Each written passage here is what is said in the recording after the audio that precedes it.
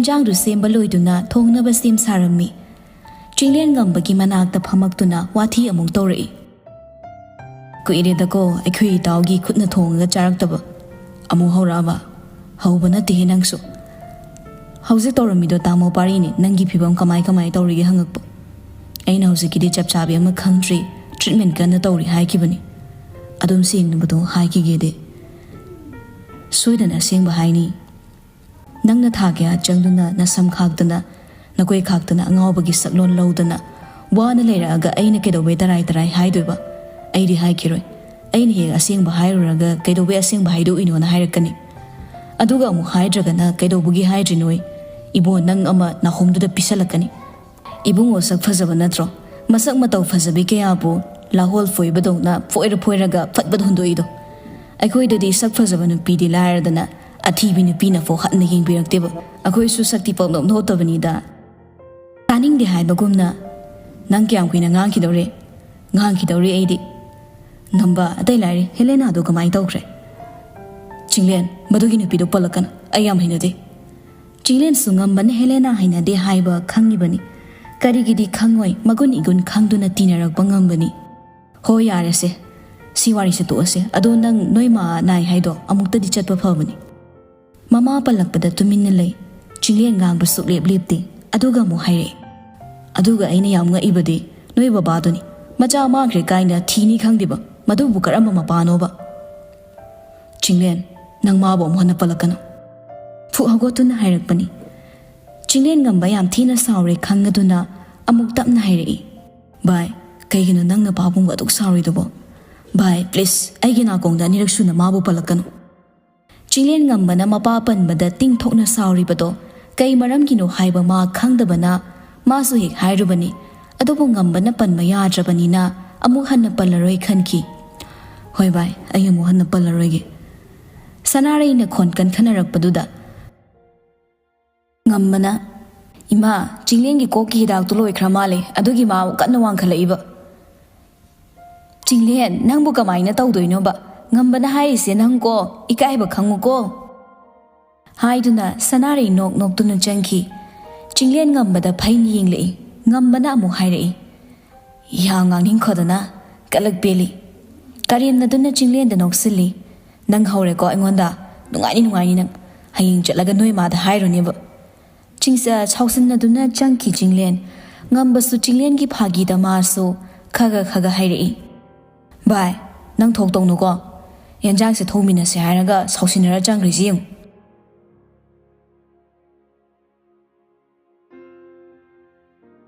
ꯁꯣꯝꯗꯅ ꯂꯤꯡꯖꯦꯜ ꯆꯥꯛ ꯊꯣꯡꯉꯤꯕꯗꯣ ꯂꯩꯁꯅꯥꯅ ꯃꯅꯥꯛꯇ ꯐꯝꯃꯒ ꯉꯝꯕ ꯒꯦꯡꯅ ꯀꯣꯜꯗ ꯋꯥꯔꯤ ꯁꯥꯟꯅꯔꯝꯃꯤ꯫ ꯀꯩꯒꯤꯅꯣꯕ ꯅꯪꯅ ꯃꯤ ꯁꯨꯝꯕ ꯑꯁ ꯌꯥꯝ ꯍꯩꯔꯤꯁꯤꯕꯣ? ꯑꯩꯗꯤ ꯅꯪꯁꯦ ꯁꯨꯝ ꯆꯤꯡꯅꯔꯛꯑꯦꯀꯣ꯫ ꯂꯩꯁꯅꯥꯒꯤ ꯐꯥꯒꯤꯗꯣ ꯉꯝꯕꯗꯤ ꯇꯁꯦꯡꯅ ꯄꯥꯜꯂ ꯃꯥꯜꯂꯦ꯫ ꯑꯗꯨꯅ ꯂꯩꯁꯅꯥꯒꯤ ꯐꯥꯒꯤꯗꯨꯗ ꯉꯝꯕ ꯇꯁꯦꯡꯅꯃꯛ ꯍꯥꯏꯔꯛꯏ꯫ ꯅꯪꯅ ꯍꯥꯏꯁꯦ ꯑꯩ ꯊꯥꯖꯗꯦ ꯁꯤ ꯅꯠꯇ꯭ꯔꯣ? ꯑꯩꯕꯨ ꯅꯨꯄꯤ ꯌꯥꯝ ꯀꯣꯏꯕ ꯑꯣꯛꯇꯕ ꯅꯨꯄꯥ ꯑꯃꯒꯨꯝ ꯈꯜꯂꯤꯅꯤꯅꯦ꯫ ꯂꯩꯁꯅꯥ ꯉꯝꯕꯗ ꯑꯋꯣꯏꯕꯃꯛ ꯁꯥꯎꯔꯤ ꯍꯥꯏꯅ ꯅꯨꯄꯤ ꯃꯥꯒꯤ ꯃꯔꯩꯗꯣ ꯀꯣꯟꯊꯁꯅꯗꯨꯅ ꯍꯥꯏꯔꯛꯏ꯫ ꯃꯤ ꯑꯩꯗꯤ ꯁꯨꯝ ꯍꯥꯏꯔꯒ ꯃꯤꯅ ꯅꯨꯡꯁꯤꯗꯅ ꯐꯥꯒꯤꯒ ꯑꯃꯠꯇ ꯇꯧꯕ ꯇꯥꯗꯦꯕ꯫ ꯉꯝꯕ ꯃꯥꯁꯨ ꯅꯨꯄꯤꯅ ꯃꯔꯩ ꯀꯣꯟꯊꯔꯒ ꯍꯥꯏꯔꯛꯄꯗꯨꯗ ꯅꯨꯄꯥ ꯃꯥꯁꯨ ꯑꯁꯥꯎꯕꯗꯣ ꯇꯞꯅ ꯐꯥꯊꯗꯨꯅ ꯍꯥꯏꯔꯛꯏ꯫ ꯑꯩꯕꯨ ꯅꯪꯅ ꯍꯥꯏꯕꯗ ꯀꯔꯝ ꯀꯥꯟꯗ ꯁꯥꯎꯕ ꯌꯥꯎꯈꯤꯒꯦ? ꯅꯪꯅ ꯐꯖꯅ ꯍꯥꯏꯕꯗ ꯑꯩꯅ ꯅꯣ ꯍꯥꯏꯕ ꯀꯔꯝ ꯀꯥꯟꯗ ꯌꯥꯎꯈ꯭ꯔꯒꯦ? ꯑꯗꯨꯅꯦꯕ ꯅꯪ ꯈꯨꯉꯥꯡꯗꯣ ꯑꯩꯕꯨ ꯌꯥꯝ ꯊꯥꯖꯗꯕ ꯃꯥꯟꯕ꯫ ꯑꯗꯣ ꯍꯌꯦꯡꯗꯤ ꯉꯥꯏꯅꯗꯕꯤꯗ ꯊꯣꯡꯒꯥꯜꯗ ꯂꯩꯔꯝꯃꯨꯀꯣ꯫ ꯍꯣꯏ ꯂꯩꯔꯝꯒꯦ꯫ ꯊꯝꯃꯒꯦꯀꯣ ꯑꯗꯨꯗꯤ ꯍꯌꯦꯡ ꯉꯟꯅꯅꯤꯀꯣ꯫ ꯒꯨꯗ ꯅꯥꯏꯠ ꯅꯨꯡꯁꯤꯕꯤ꯫ ꯍꯥꯏꯔꯒ ꯉꯝꯕ ꯂꯩꯁꯅꯥꯅ ꯋꯥ ꯍꯥꯏꯕ ꯅꯪꯗ꯭ꯔꯤꯉꯩꯗ ꯊꯝꯕꯅ ꯍꯥꯟꯈꯤ꯫ ꯂꯩꯁꯅꯥꯅ ꯋꯥ ꯍꯥꯏꯕ ꯅꯪꯍꯧꯗꯦ ꯍꯥꯏꯅ ꯃꯆꯤꯟꯗꯨ ꯇꯨꯝꯊꯣꯛꯂꯒ ꯃꯆꯤꯟ ꯃꯆꯥꯗꯨꯅ ꯀꯩꯅꯣ ꯈꯔ ꯁꯣꯜꯂꯤ꯫ ꯅꯍꯥꯟꯈꯩꯗꯤ ꯑꯩꯅ ꯋꯥ ꯉꯥꯡꯕ ꯂꯣꯏꯔꯒ ꯊꯝꯕꯅꯦꯕ, ꯉꯁꯤꯗꯤ ꯑꯩꯅ ꯋꯥꯐꯥꯎ ꯍꯥꯏꯕ ꯅꯪꯍꯧꯗꯦꯕ ꯍꯥꯏꯗꯨꯅ ꯂꯩꯁꯅꯥꯗꯣ ꯃꯣꯟ ꯃꯌꯥꯗ ꯐꯣꯟꯗꯨ ꯊꯝꯂꯒ ꯆꯥꯛ ꯆꯥꯕ ꯆꯪꯈꯤꯔꯝꯃꯤ꯫ ꯁꯣꯝꯗꯅ ꯉꯝꯕ ꯂꯩꯁꯅꯥꯅ ꯍꯣꯏ ꯃꯥꯏ ꯍꯥꯏꯕ ꯅꯪꯗꯅ ꯊꯝꯈꯤꯕꯗꯣ ꯃꯥꯗꯤ ꯁꯣꯝꯗ ꯑꯇꯣꯞꯄ ꯅꯨꯄꯤꯅ ꯋꯦꯇꯤꯡ ꯆꯪꯂꯛꯄꯒꯤ ꯑꯣꯏꯔꯝꯃꯤ꯫ ꯅꯨꯄꯥ ꯃꯣꯏꯒꯤ ꯅꯝꯊꯥꯛ ꯃꯣꯏꯊꯦꯝꯗ ꯊꯥꯖꯔꯤꯕꯤ ꯑꯄꯪꯕꯤ ꯊꯃꯣꯏꯁꯤꯡꯅꯗꯤ ꯉꯝꯕꯒꯤ ꯅꯝꯊꯥꯛ ꯃꯣꯏꯊꯦꯝꯗ ꯄꯪꯊꯔꯤ꯫ ꯍꯧꯖꯤꯛ ꯃꯇꯝꯒꯤ ꯅꯨꯄꯥꯅꯤ ꯍꯥꯏꯕꯗ ꯆꯞ ꯆꯥꯕ ꯉꯝꯕꯅꯤ꯫ ꯃꯥꯒꯤ ꯁꯛꯂꯣꯟꯁꯤꯁꯨ ꯑꯉꯛꯄꯅꯤ꯫ ꯅꯨꯄꯤ ꯑꯃꯗꯅ ꯃꯣꯏꯊꯦꯝ ꯇꯧꯕ, ꯅꯨꯄꯤ ꯑꯃꯗꯅ ꯑꯃꯨꯛ ꯅꯝꯊꯥꯛ ꯇꯧꯅꯤ ꯍꯧꯖꯤꯛꯇ ꯂꯩꯁꯅꯥ ꯐꯣꯟ ꯊꯝꯈꯤꯕꯗ ꯉꯥꯏꯔꯤ ꯑꯗꯨꯒꯤ ꯏꯀꯥꯟ ꯀꯥꯟꯅꯗꯅ ꯑꯇꯣꯞꯄ ꯅꯨꯄꯤꯗꯨꯗ ꯀꯣꯜ ꯕꯦꯛ ꯇꯧꯔꯒ ꯑꯃꯨꯛ ꯅꯨꯄꯤꯗꯨꯗ ꯃꯥꯒꯤ ꯍꯧꯅꯕꯤꯗꯣ ꯇꯧꯏ ꯅꯨꯄꯤ ꯃꯥꯁꯨ ꯅꯨꯄꯥ ꯃꯥꯅ ꯕꯤꯖꯤ ꯂꯩꯔꯝꯕꯗꯨꯗ ꯁꯥꯎꯅꯤꯡꯂꯤꯕ ꯍꯥꯏꯗꯨ ꯑꯣꯏꯔ ꯃꯥꯜꯂꯤ ꯉꯝꯕꯒꯤ ꯀꯣꯜꯗꯨ ꯍꯦꯛ ꯔꯤꯁꯤꯞ ꯇꯧꯕꯒ ꯃꯆꯤꯟꯗꯨ ꯀꯕꯣꯛ ꯍꯦꯛꯇ ꯄꯣꯛꯊꯣꯔꯛꯄꯒꯨꯝ ꯍꯦꯛꯇ ꯉꯥꯡꯊꯔꯛꯏ ꯅꯪꯅ ꯀꯣꯏꯔꯤꯕ ꯅꯨꯄꯤꯁꯤꯡꯁꯦ ꯀꯥꯏꯗꯒꯤꯅꯣ ꯍꯦꯛ ꯇꯧꯔꯒ ꯋꯦꯇꯤꯡ ꯁꯦꯀꯦꯟ ꯐꯥꯗꯦ ꯃꯤꯁꯇꯔ ꯃꯆꯥꯁꯤꯡꯁꯦ ꯁꯨꯃꯥꯏ ꯂꯣꯏ ꯇꯧꯕ꯭ꯔꯥ ꯈꯪꯗꯦꯕ ꯉꯝꯕ ꯅꯣꯛꯃꯤ ꯇꯧꯗꯨꯅ ꯃꯥꯒꯤ ꯑꯁꯥꯎꯕꯗꯣ ꯐꯍꯜꯂꯒꯦ ꯃꯇꯥꯒꯨꯝ ꯔꯣꯖꯤꯌꯦ ꯅꯪꯕꯨ ꯑꯃꯨꯛꯇ ꯁꯥꯎꯈꯤꯅꯣꯃꯤ ꯅꯁꯩ ꯐꯖꯈꯩ ꯅꯪꯒꯤ ꯇꯉꯥꯡꯕ ꯈꯖꯥꯏꯒꯗꯣ ꯅꯪꯅ ꯁꯨꯇꯣꯛꯄ ꯍꯦꯟꯃꯟꯗꯅ ꯂꯣꯏꯅ ꯁꯪꯉꯝꯃꯅꯦꯕ ꯅꯪꯗꯤ ꯁꯥꯎꯕ ꯄꯛꯆꯗꯦꯕ ꯅꯪꯗꯤ ꯃꯣꯃꯤꯅꯣꯛ ꯇꯧꯔꯒ ꯅꯣꯛꯄꯅ ꯍꯦꯟꯅ ꯄꯛꯏ ꯍꯧꯖꯤꯛ ꯐꯣꯟ ꯋꯥꯔꯤ ꯁꯥꯟꯅꯔꯤꯗꯣ ꯑꯩꯈꯣꯏ ꯕꯥꯅꯤ ꯑꯩꯈꯣꯏ ꯃꯥꯒ ꯁꯥꯟꯅꯕꯅꯦꯕ ꯑꯣ ꯅꯣꯏ ꯃꯥꯗꯣ ꯃꯁꯥꯒꯤ ꯐꯣꯟ ꯄꯥꯏꯗꯕꯅꯤꯅ ꯅꯣꯏ ꯕꯥꯅ ꯐꯣꯟ ꯇꯧꯔꯛꯑꯒ ꯅꯪꯒꯤ ꯐꯣꯟꯗ ꯋꯥꯔꯤ ꯁꯥꯟꯅꯩꯅꯤꯅꯦ ꯅꯨꯄꯥ ꯃꯥꯁꯨ ꯍꯦꯂꯥ ꯅꯠꯇꯦ ꯃꯥꯁꯨ ꯉꯝꯅꯕ ꯈꯨꯝꯃꯛꯏ ꯔꯣꯁꯤꯌꯦ ꯅꯪꯁꯤꯗꯤꯀꯣ ꯑꯩꯈꯣꯏ ꯃꯥꯒꯤ ꯐꯣꯟꯗꯣ ꯌꯥꯗꯕ ꯑꯩꯒꯤ ꯐꯣꯟꯁꯤꯗ ꯀꯔꯤ ꯋꯥꯔꯤ ꯁꯥꯟꯅꯕꯅꯦꯕ ꯅꯪꯅ ꯂꯥꯟꯅ ꯈꯜꯂꯅꯦꯅ ꯁꯤꯕꯨꯗꯤ ꯍꯦꯛ ꯂꯣꯏꯕꯒ ꯇꯧꯔꯛꯏꯅꯦꯕ ꯑꯗꯨꯒ ꯅꯪꯅ ꯊꯥꯖꯗ꯭ꯔꯤꯅꯤꯅꯦ ꯐꯩ ꯃꯇꯨꯡꯗꯒꯤꯗꯤ ꯐꯣꯟꯁꯦ ꯀꯅꯥꯝꯇ ꯄꯥꯏꯍꯜꯂꯔꯣꯏ ꯀꯀꯥꯅ ꯐꯣꯟ ꯇꯧꯔꯛꯑꯁꯨ ꯕꯕꯥꯅ ꯇꯧꯔꯛꯑꯁꯨ ꯀꯅꯥꯝ ꯄꯥꯏꯍꯜꯂꯔꯣꯏ ꯏꯃꯥꯒꯤꯁꯨ ꯍꯌꯦꯡ ꯃꯥꯒꯤ ꯐꯣꯟ ꯑꯃ ꯂꯩꯔꯅꯤ ꯅꯠꯇ꯭ꯔꯗꯤ ꯑꯩ ꯇꯦꯟꯁꯟ ꯌꯥꯝ ꯂꯩꯗꯣꯔꯤ ꯅꯨꯄꯥ ꯃꯥꯅ ꯑꯋꯣꯏꯕꯃꯛ ꯁꯥꯎꯔꯛꯄꯗꯨꯗ ꯅꯨꯄꯤ ꯃꯥꯁꯨ ꯇꯞꯊꯗꯨꯅ ꯍꯥꯏꯔꯛꯏ ꯍꯣꯏ ꯌꯥꯔꯦꯁꯦ ꯑꯩ ꯑꯊꯨꯕꯗ ꯅꯉꯣꯟꯗ ꯆꯦꯜꯂꯅꯤ ꯅꯠꯇ꯭ꯔꯗꯤ ꯑꯩ ꯋꯥꯈꯜꯁꯦ ꯄꯣꯊꯥꯐꯝ ꯁꯨꯈꯪ ꯈꯪꯉꯣꯏꯗꯧꯔꯤ ꯆꯦꯟꯕ ꯄꯜꯂꯛꯄꯗꯨꯗ ꯋꯥꯈꯜꯗ ꯈꯜꯂꯤ ꯉꯝꯕꯗꯣ ꯅꯪꯁꯨ ꯅꯨꯡꯉꯥꯏꯕ ꯃꯐꯝꯗꯨꯗ ꯆꯠꯅꯤꯡꯉꯛꯄꯒꯤ ꯇꯤꯀꯦꯠ ꯐꯪꯅꯤꯡꯉꯛꯏꯔꯕ ꯅꯨꯄꯤꯗꯨꯒꯤ ꯋꯥꯗꯣ ꯑꯃꯨꯛ ꯊꯩꯗꯣꯛꯂꯒ ꯑꯗꯣ ꯅꯪꯕꯨ ꯆꯥꯛꯀ ꯆꯥꯔꯕꯣ ꯃꯤꯅ ꯍꯥꯏꯁꯦ ꯇꯥꯗꯕꯤꯗ ꯆꯥꯛ ꯆꯥꯔꯕꯣ ꯑꯃꯨꯛ ꯍꯪꯉꯛꯏꯅꯤꯅꯦ ꯑꯩꯅ ꯍꯥꯏꯗꯤ ꯆꯦꯜꯂꯁꯦ ꯍꯥꯏꯕ ꯍꯜꯂꯣ ꯇꯥꯕ꯭ꯔꯣ ꯍꯜꯂꯣ ꯑꯩ ꯅꯪꯅ ꯍꯥꯏꯗꯣ ꯀꯩꯝ ꯇꯥꯗ꯭ꯔꯦ ꯍꯥꯏꯗꯅ ꯐꯣꯟꯗꯣ ꯑꯣꯐ ꯊꯝꯖꯤꯜꯂꯤ ꯉꯝꯕ ꯃꯥꯒꯤ ꯐꯣꯟ ꯑꯁꯤ ꯄꯨꯟꯅ 5ꯒꯤ ꯃꯊꯛꯇꯅꯤ ꯄꯥꯏꯔꯤꯕ ꯃꯥꯒꯤ ꯁꯤꯀ꯭ꯔꯦꯠꯀꯤ ꯑꯣꯏꯕ ꯐꯣꯟ ꯑꯃ ꯏꯃꯨꯡ ꯃꯅꯨꯡꯒꯤ ꯑꯣꯏꯅ ꯄꯥꯎ ꯐꯥꯎꯅꯕꯒꯤ ꯐꯣꯟ ꯑꯃ ꯃꯥꯒꯤ ꯐꯣꯟ ꯑꯃꯗ ꯅꯨꯄꯤ 2ꯗꯤ ꯑꯗꯨꯝ ꯋꯥꯔꯤ ꯁꯥꯟꯅꯩ ꯑꯗꯨꯕꯨ ꯃꯥꯅ ꯄꯥꯝꯃꯛꯇ꯭ꯔꯕ ꯅꯨꯄꯤꯁꯤꯡꯕꯨꯅ ꯃꯥꯅ ꯍꯥꯏꯕ ꯌꯥꯔꯒꯅ ꯌꯥꯔꯦ ꯑꯗꯨꯒ ꯃꯥꯅ ꯍꯥꯏꯕ ꯌꯥꯗꯕ ꯅꯨꯄꯤꯁꯤꯡꯗꯨꯅ ꯃꯥꯅ ꯀꯩꯁꯨ ꯂꯩꯇꯅ ꯅꯨꯄꯤ ꯑꯣꯏꯕꯒꯤ ꯏꯀꯥꯏ ꯈꯨꯝꯅꯕ ꯃꯥꯡꯍꯟꯕꯤꯗꯨꯅ ꯍꯥꯠꯇꯣꯛꯄꯤꯗꯨꯅ ꯂꯪꯊꯣꯛꯄꯤꯕ ꯑꯁꯤꯅꯤ ꯃꯥꯒꯤ ꯂꯦꯝꯖꯗꯕ ꯂꯝꯆꯠ ꯉꯝꯕ ꯃꯥꯒꯤ ꯂꯩꯐꯝ ꯇꯪ ꯇꯥꯕ ꯂꯩꯇꯦ ꯌꯨꯝꯗ ꯂꯩꯅꯤꯡꯕ ꯃꯇꯝꯗ ꯂꯩꯅꯤ ꯂꯩꯅꯤꯡꯗ꯭ꯔꯒꯅ ꯃꯄꯥꯅ ꯃꯥꯒꯤꯗꯃꯛꯇ ꯌꯨꯝ ꯑꯃꯁꯨ ꯆꯥꯎꯈ꯭ꯔꯕ ꯑꯃꯁꯨ ꯃꯥꯒꯤ ꯂꯩꯔꯤꯕꯅꯤ ꯃꯁꯤꯗ ꯑꯃꯨꯛ ꯂꯩꯇ꯭ꯔꯒꯅ ꯃꯄꯥꯒꯤ ꯀ꯭ꯋꯥꯔꯇꯔꯗ ꯂꯩꯕꯁꯨ ꯌꯥꯎꯏ ꯉꯝꯕ ꯃꯄꯥꯒꯤ ꯀ꯭ꯋꯥꯔꯇꯔꯗ ꯂꯩꯕꯗꯤ ꯌꯥꯝꯅ ꯇꯥꯡꯅ ꯂꯩ ꯑꯗꯨꯒ ꯃꯥꯒꯤ ꯑꯣꯏꯅ ꯁꯥꯕ ꯌꯨꯝꯗꯨꯒ ꯃꯥꯒꯤ ꯃꯃꯥꯍꯣꯏ ꯂꯩꯕ ꯌꯨꯝꯗꯨꯒꯗꯤ ꯃꯥꯅ ꯆꯠꯅꯤꯡꯕ ꯂꯩꯅꯤꯡꯕ ꯃꯇꯝꯗ ꯍꯦꯛꯇ ꯂꯩ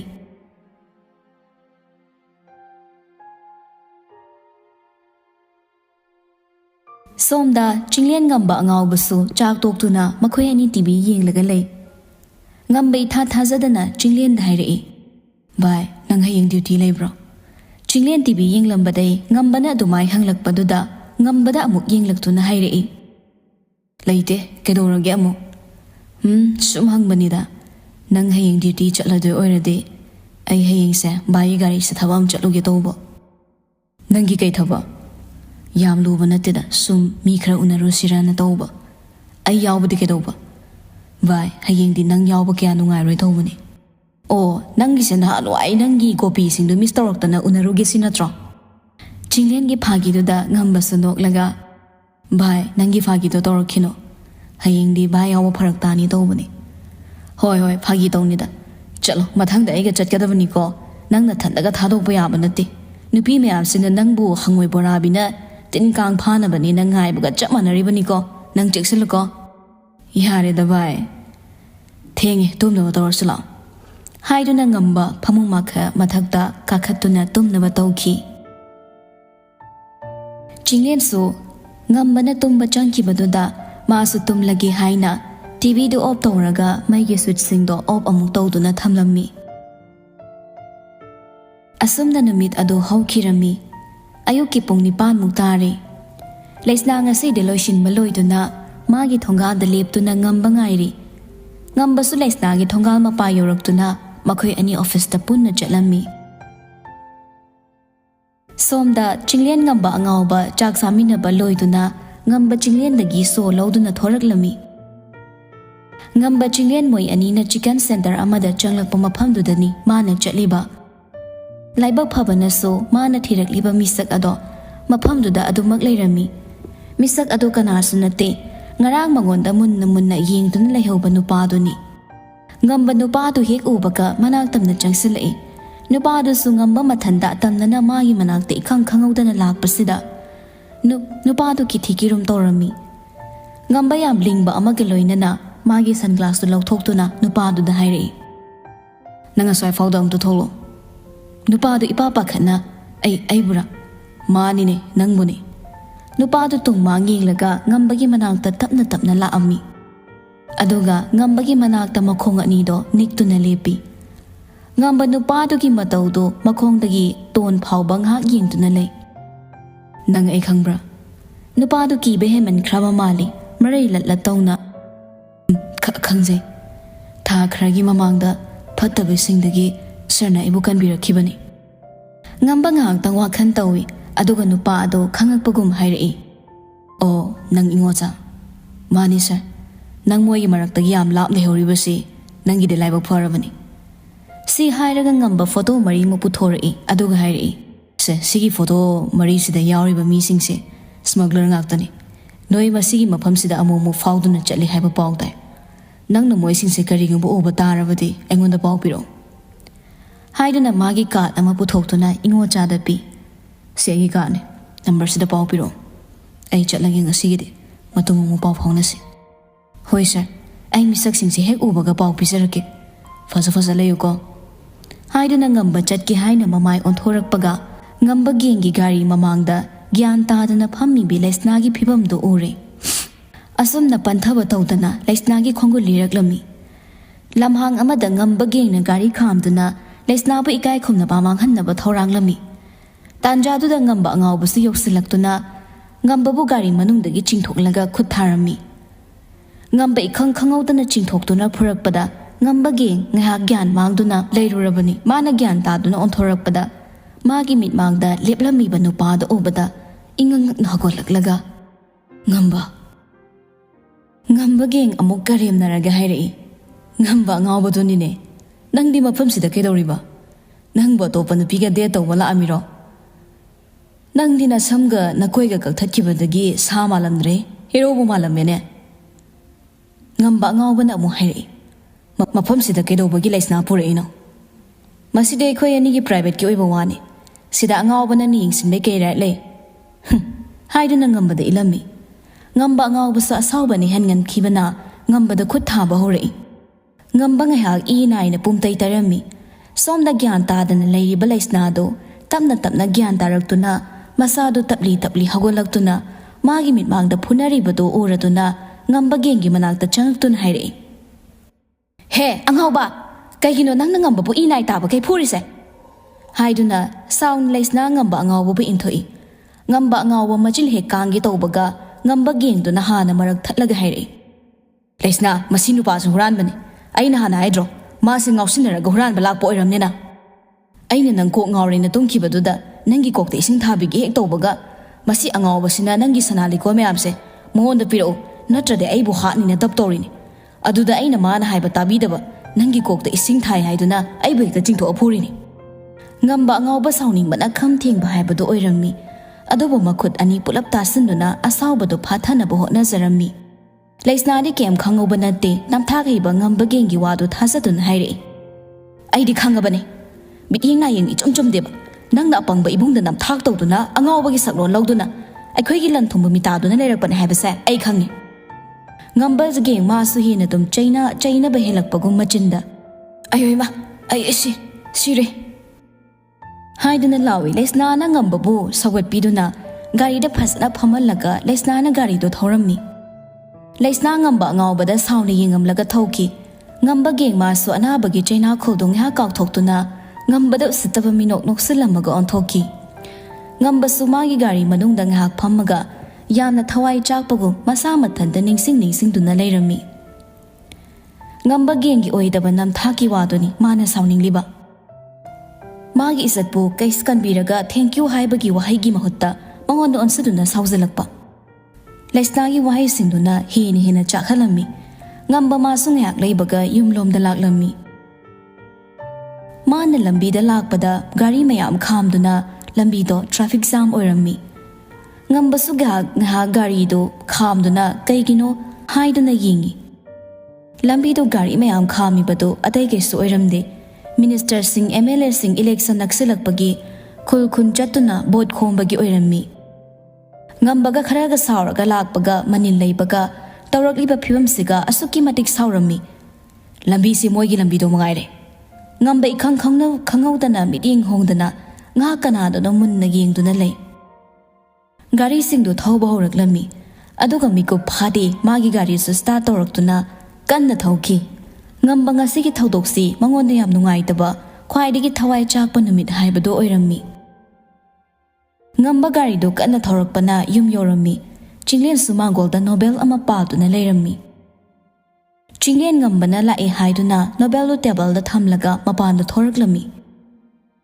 ngamba chinglen lepriba udabida imungda prapap changkhirami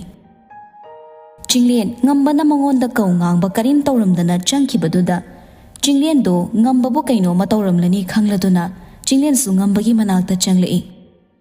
chinglen ngasaidi ngambagi black shirt ta churiba amotpa I khara du suri badu su ma u hodavani adu bo hozakti mayek sing uri amuba t-shirt tu da churi bado adu bo chinglen ngambada sum yenglakpada ma ge masada I marik ama phok taiba ode maram sina chinglen na khanglammi ngambagi phurit ta tairiba I se atopa mi da khut tharuba kini haiba aduna chinglen mai horaba ngambagi manakta changlaktuna phamaktuna hairei ngamba nang kanaga phunaruino haiduna ngambagi phurittugi I taiba maphamdo pairaduna hairei sigi se karaidaino ngamba chinglengi makut kanthoklaga asawbana phathaba ngamdraba ngambana amu hairei bai aibomtadi ningtamna leihaloba nangbu karam kanda ningtamdaba numit yauge nangi aningba pamba tawduna lakiba natra hojikse nangi nateng pangduna ai amasu nangi dama ichaw chawna leiridana sidabu nangi kari pendaba nungaitaba leirige ngamba lei yamna lei aigi su pendaba nungaitaba yamna lei ningamdagi pirang adu sintharjuna ngamba kapcherami nupa masu thamoi palibanina masu kappa nokpa loina hairibani ngamba magi ngasi yamna emotional oina kappa haibase chinglen ngasi su ori sina ahanbani nongmada kappa haitaba ngambani hainaribani matam amadadi chinglen su ngambana nungaitana kappado uraga masu themjinbirei bai nungaitaba pendaba singdo aingonda su khara share do aisu nangi awabado mating bangi se hayoba aingonda ngamba chinglen na phana hairasu ngambagi pakhumdi hamuni aino musoidana haige hojiti matang satri matam soidana lakhini chinglen ngambagi thaidokpa wahaiduda masu khon wanglapna hairei hek haibaga mathang nangi mathang matam se karam kanda oidoino bai ai soidana haigani hojikti ai haikiroi kaidobagi bai da hairoidoino fare adudi nangi purita tairibe ise kanagino kamai tobano haibado aingona mayek sing namthayo ngamba mai purita yengi ngasaigi thodok singdo mitmangda pareng uraktuna ningsingai chinglen aido mi ama unaba lakpada tamo parigi machan pileisnado ngamba haibaduga aiga lambida unarakpani maduda leisnagi phibamdo unconscious ni magi phibamdo aduda aina moigi tungsum ilakpada ngambaduna lamhang amada gari kham ubadagi aina kari maramgi leisnago mafamsida kedoi pura ino haibadagi khut yangnaраktuna tawribani hoine madugi ngamba geng haiba ngambado chinglenna ngambada yenglaga nangdi nateko nangi ngamba haibase aisu bhainarakthreda nangi original do kaidogeba madugi samanudagi mingmana masa ayam hainademe ngamba su chinglengi waduda haipen momon minok tawdun hairei bai na kawning ma hekta kawba ado mi mamangdadi ngamba dum kawroko hoi ado aikhoi ni khak leibadadi original gi makokto ado ina kawrage ko loya haina chinglen karimna boy kam kai boy ngamba da kawrami ngamba su nokpa khamba ngamdana noklaga wa ngangai bai go nang arembadane kedorage aidi nangi ming kawsabani kaino tanjaduda sanare su changaklami ngamba sanari changi e khangduna magi frito lawthoklaga thupsan gi hotnarami ngamba nang hala abro chinglenda mo ima kadai de ngambano ngamba haibado nakalini de ima sanari machagi waduda ko ngawraduna latlat tawdun hairi kai no ibungo kadai de gi nakalino ngambana amo ima nachanu pasi yadrabani mai makokse seriyam chatlabani namong nu pim thijin bidradi soidana nacha tompo ama yawri se kuiraroi kathien thoglakadaba chinglena amo nangdi hari banangde ai budi ngawdrine nangdi ngawdana ngawsinramdana lambida chatlami natro chinglen gi phagi oi kai wai waduda ngamba khumsi kadai khumoi si kadai tawfom khangdana matawda maithongda momono chaduna khaglami yare noi ani makto ngamba ima nga sidi wa khara haige ima kai wano atai gi nateda nangi ima gi phibam do ima ying bangam de ne ado amuk tai khoi punna chatuna hangu se tawbani kari gi apokpi mama gi manak ta chatning loi thamoi dadi mama gi manak ta chatning libani adubo mamai manak ta chatning bagi mami tahandana sanarai de thau sa da bagi ma ongda ima ai hausikan se ai yoiba thabak se yam chilli aduna ikona tapna yum chatlage ngamba nangbu namagi phibamdo yamna luhore amukta di chatlusine ima ikona tapna ima do unarage ima hoi hana chatpiruro hairaga magi kala chankhirami chilien sungam bagi mo ong khangmana mama da tapna hairei ima yaroi magi aningba pamba ma soidana leramgani adu yoiramni haye khoi thoibi khoi hum chatlurase hoi thoibidi college satoi oiramni aduna haying ado akhweni chapirurasi me mado ngasi mayumda amu putharaba male aduna haying do mayumda chalasi hoima adudi masu maruki sel amukta pirukige nangne ngambabu phasana themlaga magi aningba pamba pumbado khangdoknaba tawgo hoima somdana ngamba masadu inai khara taduna sokpana lesnana gari do thorak lambi ngamba masa sopagi anabadi thoina khalode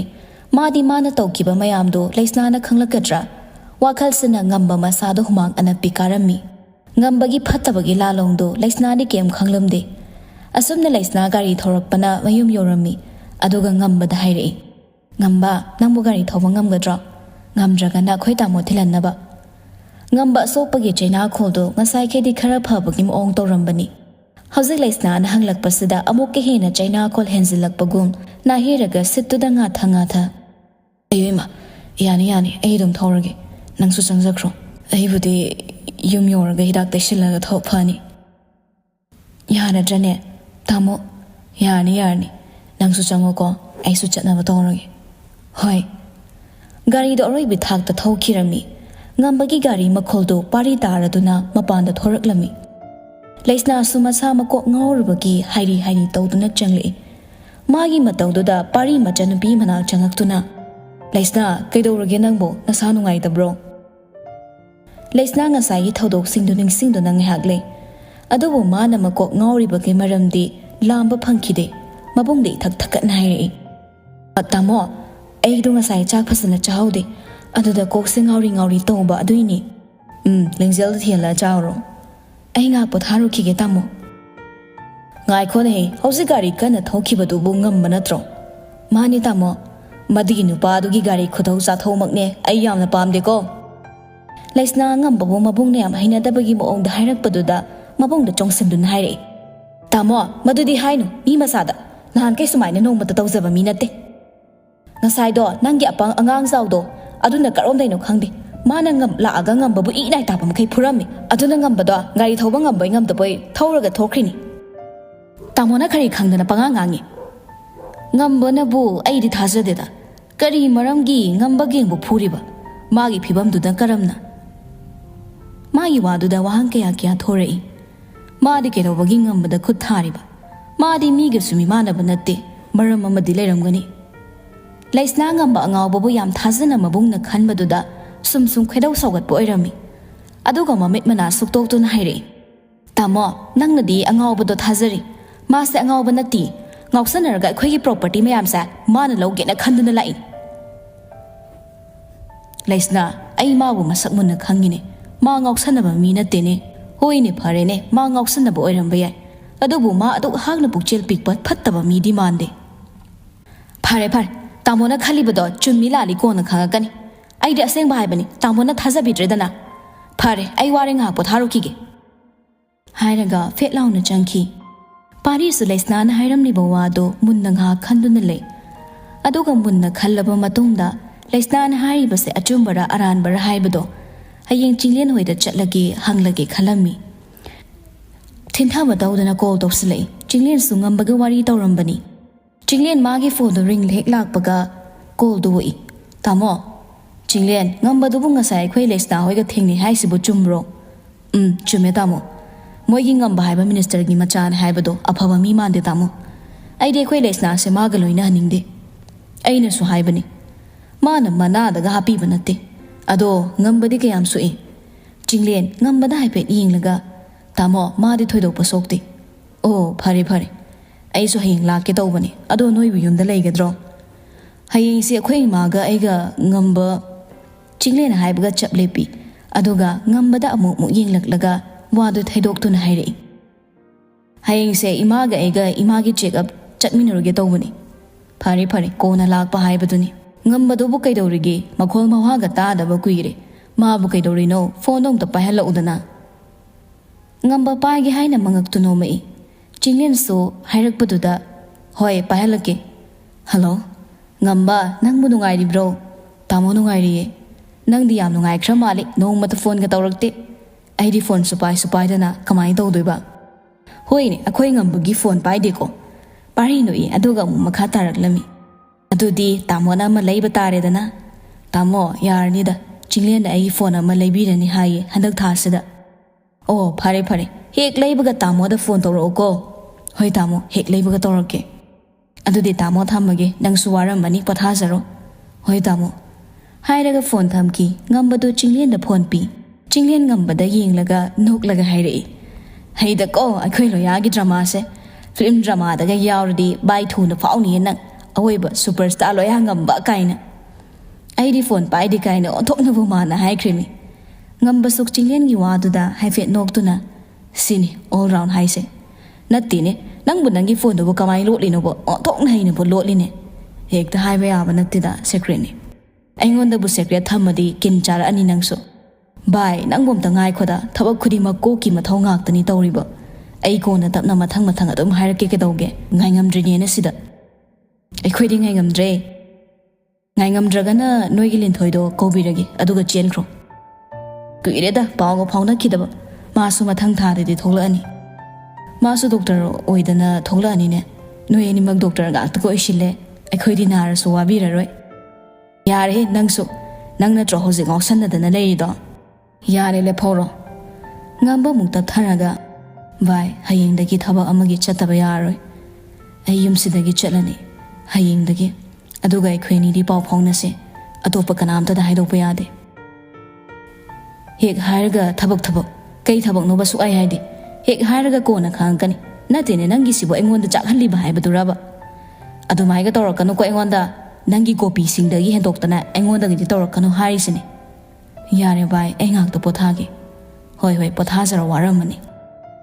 Chinglen sungambada pothajaro haiduna masu mangolda mu thoraktuna Nobel do pagi haina magi table da lari respect to upsilami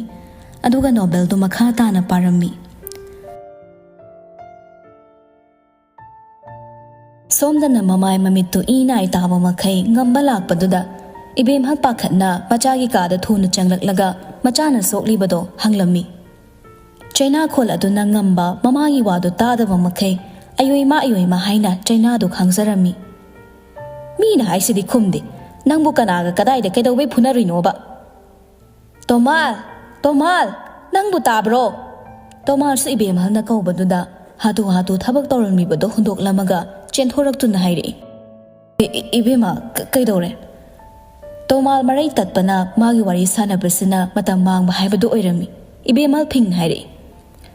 ibungo se mamai mamsi inga tangaire chalo first aid pitra di yara re asongi mathagi ka dagi akhoi gi box amado amukta puro usalo oh hoi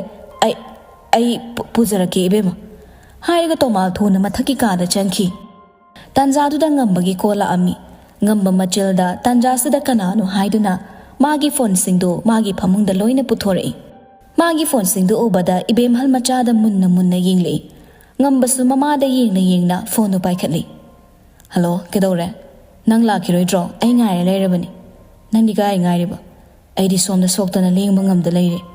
ꯅꯆꯤꯟ ꯊꯤꯅꯨ ꯑꯩ ꯂꯣꯏꯅ ꯈꯪꯕꯖꯥꯠꯅꯤ ꯉꯁꯤ ꯅꯨꯃꯤꯠꯇ ꯑꯩꯈꯣꯏꯅꯤ ꯎꯅꯗꯕ ꯁꯨꯛꯌꯥ ꯌꯥꯔꯣꯏ ꯐꯔꯦ ꯑꯗꯨꯗꯤ ꯑꯩ ꯉꯥꯏꯍꯥꯛ ꯂꯩꯔ ꯍꯥꯏꯔꯛꯑꯒꯦ ꯍꯧꯖꯤꯛ ꯍꯥꯏꯔꯛꯑꯣ ꯉꯝꯕ ꯐꯣꯟꯗꯨ ꯀꯛꯈꯤꯕꯅ ꯍꯥꯜꯂꯤ ꯏꯕꯦꯝꯍꯜ ꯃꯆꯥ ꯐꯠꯇꯦ ꯈꯪꯂꯤꯕꯅꯤ ꯑꯗꯨꯅ ꯋꯥꯔꯤꯗꯣ ꯀꯅꯥꯒꯅꯣ ꯍꯥꯏꯅ ꯍꯪꯂꯛꯏ ꯏꯃꯥꯟꯅꯕꯤꯅꯤ ꯏꯃꯥ ꯂꯣꯏꯅ ꯈꯪꯉꯤꯀꯣ ꯃꯤꯒꯤ ꯃꯆꯥꯗꯣ ꯐꯖ ꯂꯣꯏꯅꯒꯦꯒꯅ ꯑꯗꯨ ꯅꯠꯇꯅ ꯐꯩꯔꯦꯡ ꯇꯨꯔꯦꯡ ꯇꯧꯕ ꯌꯥꯔꯣꯏꯀꯣ ꯇꯣꯃꯥꯜꯗꯨ ꯕꯣꯛꯁꯁꯨ ꯄꯨꯔꯛꯑꯝꯃꯤ ꯍꯥꯡꯗꯣꯛꯂꯒ ꯂꯁꯤꯡ ꯈꯔ ꯄꯨꯊꯣꯛꯇꯨꯅ ꯉꯝꯕꯒꯤ ꯏ ꯇꯩꯔꯤꯕꯁꯤꯡꯗꯣ ꯏꯕꯦꯝꯍꯜꯅ ꯇꯞꯅ ꯇꯩꯊꯣꯛꯄꯤꯔꯝꯃꯤ ꯑꯩꯃ ꯂꯥꯎꯒꯅꯨꯅꯦ ꯅꯪꯕꯣ ꯃꯤꯅ ꯇꯥꯔꯒꯅꯦ ꯏꯃꯥ ꯌꯥꯔꯦ ꯑꯩ ꯇꯧꯖꯔꯒꯦ ꯆꯠꯂꯣ ꯉꯥꯏꯈꯣꯅꯦ ꯅꯪꯕꯣ ꯍꯤꯗꯥꯛꯁꯦ ꯍꯥꯞꯈꯤꯒꯦꯅꯦꯍꯦ ꯍꯥꯏꯗꯨꯅ ꯍꯤꯗꯥꯛꯇꯨ ꯂꯁꯤꯡꯗ ꯍꯥꯞꯇꯨꯅ ꯉꯝꯕꯒꯤ ꯑꯁꯣꯛꯄ ꯃꯐꯝꯗꯨ ꯇꯩꯕꯤꯔꯛꯏ ꯉꯝꯕ ꯊꯨꯞꯄꯗ ꯈꯥꯡꯕꯗꯨꯅ ꯏꯁ ꯍꯥꯏꯗꯨꯅ ꯀꯥꯝꯂꯒ ꯁꯨꯛꯇꯣꯛꯇꯨꯅ ꯂꯩ ꯉꯥꯏꯍꯥꯛꯇꯪ ꯈꯥꯡꯉꯨꯁꯦ ꯏꯆꯥꯁꯤꯗꯤ ꯂꯣꯏꯗꯣꯔꯦ ꯇꯣꯃꯥꯜ ꯃꯔꯛꯇꯨꯗ ꯃꯔꯩ ꯇꯠꯂꯤ ꯇꯧꯗꯨꯅ ꯍꯥꯏꯔꯛꯏ ꯏꯕꯦꯝꯃ ꯑꯩ ꯆꯠꯄ ꯌꯥꯔꯗ꯭ꯔꯣ ꯃꯅꯨꯡꯗ ꯊꯕꯛ ꯈꯔ ꯂꯩꯍꯧꯔꯤ ꯍꯣꯏ ꯇꯥ ꯇꯣꯃꯥꯜ ꯂꯣꯏꯁꯤꯜꯂꯨꯔꯣ ꯑꯗꯨꯗꯤ ꯑꯩ ꯑꯃꯨꯛ ꯆꯠꯂꯒꯦꯀꯣ ꯍꯣꯏ ꯇꯣꯃꯥꯜ ꯃꯁꯤ ꯍꯥꯏꯔꯒ ꯆꯠꯈꯤ ꯉꯝꯕ ꯃꯆꯤꯟꯗ ꯏꯁ ꯀꯥꯝꯗꯨꯅ ꯃꯃꯥꯒꯤ ꯃꯈꯨꯠ ꯑꯗꯣ ꯄꯥꯏꯔꯛꯇꯨꯅ ꯍꯥꯏꯔꯛꯏ ꯏꯃꯥ ꯂꯣꯏꯗꯧ ꯀꯌꯥꯝ ꯋꯥꯠꯂꯤꯒꯦ ꯑꯩꯕꯨ ꯁꯤꯗꯣꯔꯦꯗ ꯂꯣꯏꯔꯦ ꯏꯃꯥ ꯕꯣꯛꯁꯦ ꯊꯝꯃꯨꯈꯤꯒꯦꯀꯣ ꯍꯥꯏꯔꯒ ꯏꯕꯦꯝꯍꯜ ꯃꯊꯛꯇ ꯀꯥꯈꯠꯈꯤ ꯉꯝꯕ ꯃꯃꯥ ꯍꯦꯛ ꯆꯠꯈꯤꯕꯒ ꯃꯥꯒꯤ ꯐꯣꯟ ꯁꯤꯀ꯭ꯔꯦꯠ ꯑꯣꯏꯕꯗꯣ ꯄꯨꯊꯣꯔꯛꯂꯒ ꯀꯅꯥꯗꯨꯅ ꯀꯣꯜ ꯇꯧꯔꯝꯃꯤ ꯇꯥꯕ꯭ꯔꯥ ꯍꯣꯔꯦꯟ ꯅꯨꯃꯤꯗꯥꯡ ꯄꯨꯡ 8ꯗ ꯎꯔꯤꯄꯣꯛꯇ ꯂꯩꯕ ꯑꯩꯒꯤ ꯌꯨꯝꯗ ꯂꯥꯛꯇꯕ ꯌꯥꯔꯣꯏ ꯑꯔꯨꯕ ꯊꯕꯛ ꯑꯃ ꯂꯩꯔꯦ ꯑꯗꯨꯕꯨ ꯀꯩ ꯊꯕꯛꯅꯣꯕ ꯄꯥꯊꯣ ꯑꯩꯈꯣꯏꯗꯤ ꯔꯦꯗꯤꯅꯤ ꯀꯩꯅꯣꯅꯦ ꯑꯃꯔꯣ ꯑꯅꯤꯔꯣ ꯑꯃꯅꯦ ꯅꯣꯏꯒꯤ ꯑꯄꯥꯝꯕ ꯁꯦꯜ ꯀꯌꯥꯅꯣ ꯍꯌꯦꯡ ꯂꯧꯕ ꯌꯥꯅꯤ ꯑꯣꯀꯦ ꯑꯗꯨꯗꯤ ꯍꯣꯔꯦꯟ ꯑꯩꯈꯣꯏ ꯑꯍꯨꯝ ꯂꯥꯛꯑꯒꯦ ꯊꯝꯃꯦꯀꯣ ꯍꯣꯔꯦꯟ ꯑꯃꯨꯛ ꯄꯥꯎ ꯐꯥꯎꯅꯔꯁꯦ ꯍꯣꯏ ꯍꯥꯏꯔꯒ ꯐꯣꯟꯗꯨ ꯊꯝꯃꯤ ꯏꯕꯦꯝꯍꯜꯁꯨ ꯃꯊꯛꯇꯒꯤ ꯀꯨꯝꯊꯔꯛꯇꯨꯅ ꯉꯝꯕꯗ ꯆꯠꯊꯣꯛꯀꯅꯨꯀꯣ ꯍꯥꯏꯔꯝꯃꯒ ꯏꯕꯦꯝꯍꯜ ꯊꯣꯛꯈꯤ ꯉꯝꯕꯁꯨ ꯔꯣꯁꯤꯗ ꯃꯦꯁꯦꯖ ꯑꯃ ꯊꯥꯖꯤꯜꯂꯤ ꯍꯧꯖꯤꯛꯇꯤ ꯑꯩ ꯊꯣꯛꯄ ꯌꯥꯗ꯭ꯔꯦ ꯑꯩꯈꯣꯏ ꯏꯃꯥꯅ ꯑꯗꯨꯅ ꯍꯣꯔꯦꯟ ꯅꯨꯃꯤꯗꯥꯡ ꯄꯨꯡ 5 ꯑꯗꯨꯋꯥꯏꯗ ꯎꯔꯤꯄꯣꯛꯇ ꯂꯥꯛꯑꯣ ꯑꯩ ꯉꯥꯏꯔꯝꯃꯒꯦ ꯌꯥꯔꯕ ꯅꯨꯄꯤꯗꯨꯁꯨ ꯐꯖꯅ ꯍꯥꯏꯔꯛꯄꯗꯨꯗ ꯃꯥꯁꯨ ꯍꯣꯏ ꯍꯥꯏꯗꯨꯅ ꯃꯥꯁꯨ ꯔꯤꯄ꯭ꯂꯥꯏ ꯄꯤꯔꯝꯃꯤ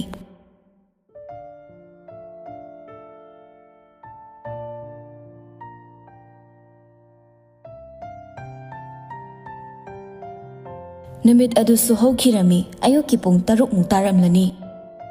ꯁꯅꯥꯔꯩ ꯀꯣꯔꯧꯍꯟꯕ ꯏꯄꯥꯕꯨ ꯈꯨꯔꯨꯝꯖꯗꯨꯅ ꯙꯨꯞ ꯀꯠꯂꯤ ꯉꯝꯕ ꯉꯁꯤꯗꯤ ꯉꯟꯇꯥ ꯏꯔꯨꯖꯗꯨꯅ ꯂꯣꯏꯁꯤꯜꯂꯒ ꯊꯣꯔꯛꯂꯝꯃꯤ ꯆꯤꯡꯂꯦꯟ ꯉꯝꯕꯅ ꯉꯟꯅ ꯂꯣꯏꯁꯤꯜꯂꯒ ꯊꯣꯔꯛꯄꯗ ꯆꯤꯡꯂꯦꯟꯁꯨ ꯏꯔꯨꯖꯕ ꯂꯣꯏꯕꯒꯤ ꯃꯁꯝꯗꯨ ꯍꯥꯠꯂꯝꯕꯅꯤ ꯑꯗꯨꯕꯨ ꯉꯝꯕꯅ ꯉꯟꯅ ꯂꯣꯏꯁꯤꯟꯗꯨꯅ ꯊꯣꯔꯛꯄꯗꯨꯗ ꯆꯤꯡꯂꯦꯟꯁꯨ ꯅꯪꯍꯧꯔꯣꯏ ꯃꯇꯥꯒꯨꯝ ꯆꯦꯟꯊꯣꯔꯛꯇꯨꯅ ꯍꯥꯏꯔꯛꯏ ꯉꯝꯕ ꯀꯩꯅꯣ ꯕ꯭ꯔꯦꯛꯐꯥꯁꯀ ꯑꯝꯇ ꯇꯧꯗꯅ ꯆꯠꯂꯒꯦ ꯍꯥꯏꯔꯣ ꯍꯥꯏꯔꯒ ꯆꯤꯡꯂꯦꯟ ꯃꯥꯒꯤ ꯈꯨꯗꯥꯡꯗ ꯁꯤꯔꯤꯕ ꯘꯔꯤꯗꯨ ꯌꯦꯡꯂꯒ ꯍꯥꯏꯔꯛꯏ ꯄꯨꯡꯁꯨ 8 ꯇꯥꯗ꯭ꯔꯤ ꯅꯪ ꯆꯠꯀꯦ ꯍꯥꯏꯔꯁꯨ ꯕ꯭ꯔꯦꯛꯐꯥꯁ ꯇꯧꯔ ꯆꯠꯂꯣ ꯚꯥꯏ ꯌꯥꯔꯅꯤ ꯑꯩ ꯊꯦꯡꯉꯦ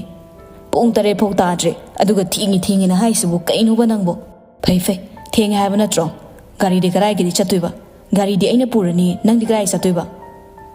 ꯑꯩ ꯂꯧꯕ ꯃꯤ ꯂꯥꯛꯀꯅꯤ ꯃꯣꯏ ꯌꯧꯁꯤꯜꯂꯛꯇꯣꯔꯦ ꯍꯥꯏꯕꯅꯦ ꯑꯗꯨꯏꯅꯤ ꯑꯗꯣ ꯚꯥꯏ ꯍꯣꯔꯦꯟ ꯑꯩꯈꯣꯏ ꯏꯃꯥꯗ ꯑꯩ ꯀꯩꯝ ꯆꯠꯊꯣꯛꯇꯅ ꯂꯩꯍꯧꯏ ꯍꯥꯏꯌꯨꯀꯣ ꯅꯠꯇ꯭ꯔꯗꯤ ꯏꯃꯥꯗꯣ ꯑꯅꯥꯕ ꯍꯦꯟꯖꯤꯟꯈꯤꯅꯤ ꯏꯃꯥꯗꯣ ꯑꯩꯕꯨ ꯌꯥꯝ ꯁꯦꯟꯅꯖꯕꯅꯤ ꯑꯩꯅ ꯍꯦꯛ ꯆꯠꯊꯣꯛꯑꯦ ꯇꯥꯕꯗ ꯄꯨꯟꯁꯤ ꯇꯦꯟꯈꯤꯗ꯭ꯔꯥ ꯄꯥꯈꯠꯂꯤ ꯏꯃꯥꯗꯣ ꯑꯩꯈꯣꯏ ꯁꯣꯝꯁꯦ ꯃꯃꯥꯕꯨꯗꯤ ꯅꯤꯡꯖꯔꯤ ꯖꯥꯠꯅꯤꯅꯦ ꯍꯣꯏ ꯏꯃꯥꯗ ꯍꯥꯏꯕꯗꯤ ꯍꯥꯏꯒꯦ ꯑꯗꯣ ꯅꯪꯅ ꯂꯩꯗꯧꯔꯤꯗꯣ ꯀꯗꯥꯏꯗꯅꯣ ꯍꯥꯏꯕꯗꯤ ꯈꯪꯍꯜꯂꯨꯗꯅ ꯚꯥꯏ ꯑꯩ ꯍꯣꯔꯦꯟ ꯍꯥꯏꯔꯛꯀꯦ ꯁꯅꯥꯔꯩꯁꯨ ꯙꯨꯞ ꯀꯠꯄ ꯂꯣꯏꯕꯒ ꯉꯝꯕꯅ ꯂꯣꯏꯁꯤꯜꯂ ꯊꯣꯔꯛꯄꯗꯨꯗ ꯀꯗꯥꯏ ꯆꯠꯇꯣꯏꯅꯣ ꯍꯥꯏꯅ ꯍꯪꯂꯛꯏ ꯏꯕꯨꯡꯉꯣ ꯅꯪꯕꯨ ꯀꯗꯥꯏꯗ ꯆꯠꯇꯣꯏꯅꯣ ꯏꯃꯥ ꯅꯆꯥ ꯑꯦꯃꯔꯖꯦꯟꯁꯤꯒꯤ ꯊꯕꯛ ꯑꯃ ꯂꯩꯔꯦ ꯑꯗꯨꯒꯤ ꯇꯉꯥꯏꯐꯗꯅ ꯆꯠꯇꯕ ꯌꯥꯗ꯭ꯔꯦ ꯑꯗꯨꯒꯤꯅꯤ ꯏꯃꯥ ꯑꯗꯣ ꯅꯪꯕꯨ ꯏꯃꯥꯅ ꯕ꯭ꯔꯦꯛꯐꯥꯁꯀ ꯁꯦꯝꯕ ꯂꯣꯏꯔꯕꯅꯤ ꯃꯁꯤ ꯆꯥꯔꯒ ꯆꯠꯂꯨꯗꯅ ꯏꯃꯥ ꯌꯥꯔꯣꯏ ꯊꯦꯡꯉꯦ ꯇꯥꯟꯖꯥꯗꯨꯗ ꯊꯣꯡꯒꯥꯜꯂꯣꯝꯗ ꯕꯣꯂꯦꯔꯣ ꯕ꯭ꯂꯦꯛ ꯃꯆꯨꯒꯤ ꯈꯥꯝꯂꯝꯕꯗꯨ ꯎꯔꯝꯃꯤ ꯑꯗꯨꯒ ꯉꯝꯕ ꯁꯅꯥꯔꯩꯒꯤ ꯃꯈꯣꯡ ꯁꯣꯛꯇꯨꯅ ꯈꯨꯔꯨꯝꯃꯤ ꯁꯅꯥꯔꯩꯁꯨ ꯉꯝꯕꯒꯤ ꯃꯀꯣꯛ ꯅꯥꯟꯊꯕꯤꯗꯨꯅ ꯍꯥꯏꯔꯛꯏ ꯏꯁꯥꯅ ꯆꯠꯀꯗꯧꯔꯤꯕ ꯊꯕꯛꯇꯣ ꯃꯥꯏ ꯄꯥꯛꯄ ꯑꯣꯏꯁꯅꯨꯀꯣ ꯅꯆꯥ ꯆꯠꯆꯔꯨꯈꯤꯒꯦ ꯉꯝꯕ ꯆꯤꯡꯂꯦꯟꯗ ꯑꯃꯨꯛ ꯅꯨꯡꯉꯥꯏꯇꯅ ꯌꯦꯡꯂꯛꯂꯒ ꯍꯥꯏꯔꯛꯏ ꯆꯤꯡꯂꯦꯟ ꯑꯩ ꯆꯠꯂꯨꯈꯤꯒꯦ ꯐꯖ ꯂꯩꯔꯝꯃꯨ ꯑꯩ ꯍꯣꯔꯦꯟ ꯍꯥꯏꯔꯛꯀꯦ ꯍꯣꯏ ꯍꯥꯏꯗꯨꯅ ꯉꯝꯕꯗ ꯌꯦꯡꯗꯨꯅ ꯂꯩꯔꯝꯃꯤ ngamba panthaba tawdana bolero duda kakhatlaga thaukhirami mama macha sungha ngambana chatkiba maikei duda yenglaga leirami tanja duda thoibina college thengi breakfast sanaba tawrase haina lawraklami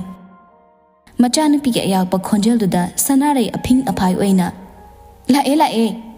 Chinglian lao nacha nupi college ani haibani aikhoi sunai mama mi mo hoidane chatnaba tawrasi hoima haiduna mama macha punna changaklami aduga breakfast tawduna chaminarami thoibidi thengi haina magi bespa duda thauraga chatkirami Chinglian hoisu ngambo hoigi yumda chatnaba loisilami somdana ngamba gengna laisnaga su thabak chatminarami Chinglian hoisu ngambagi mayum yoraklami sanare Chinglian ngambagi yumdo koying yengduna changlei sanare ne yumdugi maramda haire Chinglian da yumsi hana da gihena phasana saram khreda mamaglom da su garden amasu phasana saramine yumsi hana da gitsu onthokna chawrami hoima aikhoi hana ngambo hoida chatpa matam duga hairati yam khenare mama machana wari sana changakpaduda akoibda leiriba thabak sunaba leiriba miyoi singdo gate maya da leiriba security guard singdu to yengnare